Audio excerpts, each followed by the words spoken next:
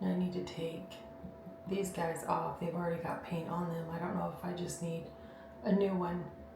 So obviously I still have the cutting in to do as well as the moldings. But I do like the updated color. Everything's still wet, so it doesn't look very nice. Hopefully it will look nice tomorrow.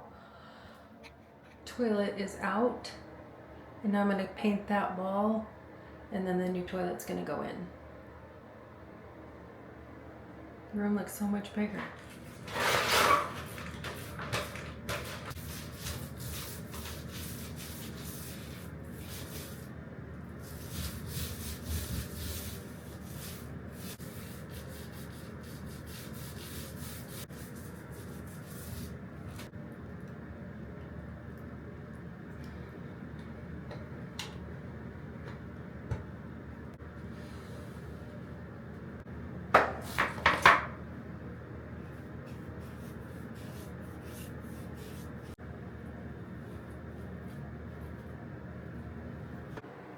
The toilet is in. The plumbing isn't hooked up yet. There's a light behind it because the bolts are hidden so he can see to secure it down. This toilet is longer, elongated, 3 more inches than the other one was. Anyway, there we go.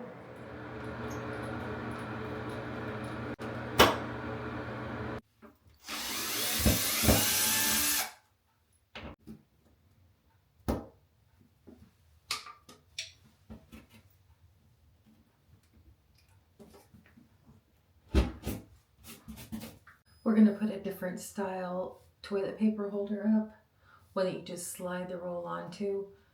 So I've taken the hardware out and pushed the anchors back through the wall, and I can see repair spots where somebody had moved one, raising it up on the wall some. So I'm gonna try to get rid of their patch job just a little bit.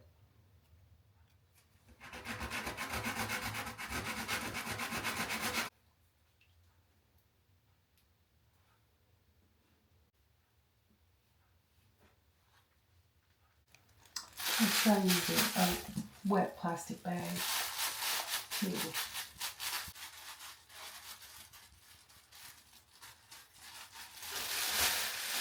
Well, let's see what that looks like when it dries. I have the caulking done, and I've fixed the holes from the hardware.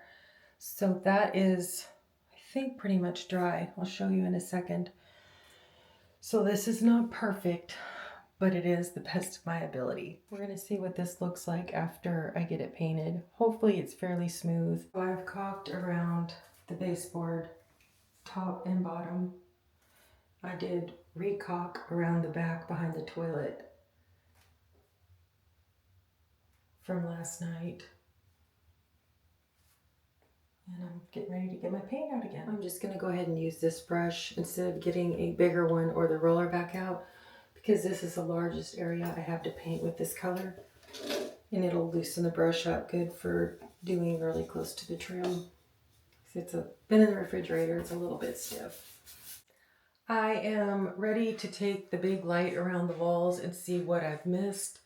I can see some of what I missed without even using the big light.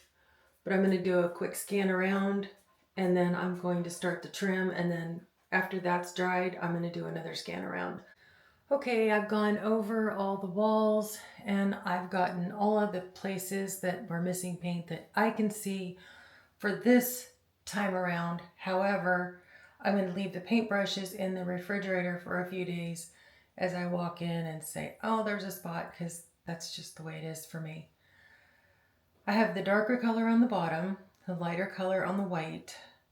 Twice I've gotten confused.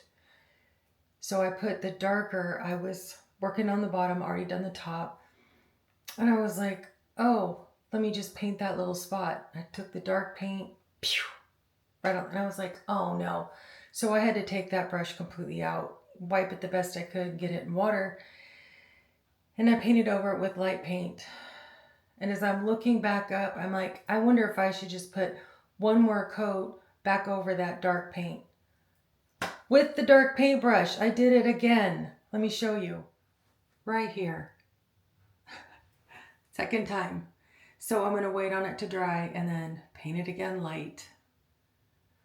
Oh my goodness. Just because you have a paintbrush doesn't mean you know how to use it, right? I'm ready to start on the trim now. And I ran to Walmart to get some smaller brushes. I didn't have any small ones. So I got this 1 inch. It's made by Glidden, I think. Yeah. And I got just a little pack of artist brushes, painting brushes, just to get right up there on the edge. I'm starting behind the door where it's not quite as obvious. There's a little table to figure out the steadiness of my hand. Okay, I'm finished. I'm pretty happy with how it came out. It's not perfect, but that's okay. I'm sure I'm going to see a few places that will need to be touched up over the next few days. So I'll keep my brushes in the refrigerator until I'm sure I'm done with that. And I'll give you a last look around.